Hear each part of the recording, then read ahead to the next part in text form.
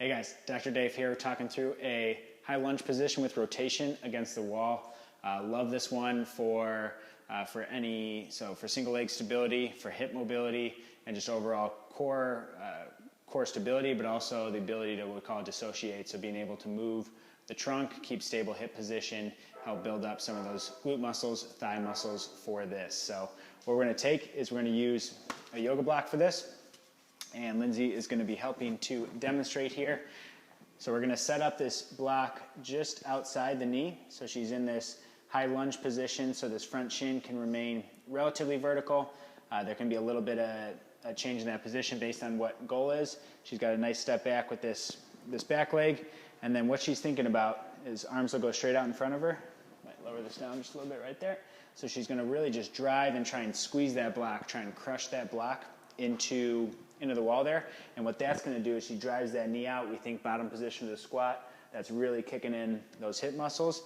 And then she's going to rotate her trunk to one side and then back to the start.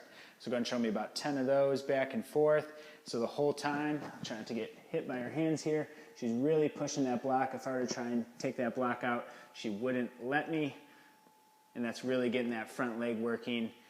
You can adjust the difficulty by shifting more weight onto that front leg. So if she's 50-50 right now, she can shift 75% of the weight there as she rotates, trying to turn her belly button as far as she can as she pushes into the wall. So a couple ways we can challenge it. Like we said, we can just shift the position of how much weight is forward back on that leg. And another thing I like to do is using something like a med ball to add a little bit more of a load under it and help her with that rotation component. And she can do that farther out, stress her shoulders a little more. If she holds a med ball in tight, would prevent that.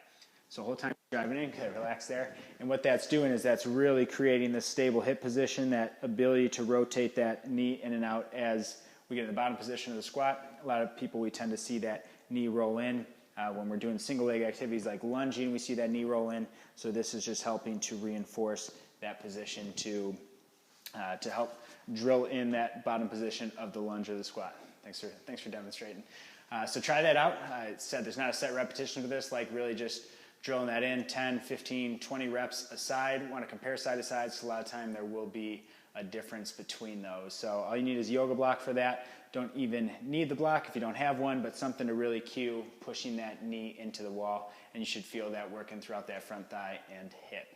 Give it a try. As always, let us know if you guys have any questions. We'll talk to you guys soon.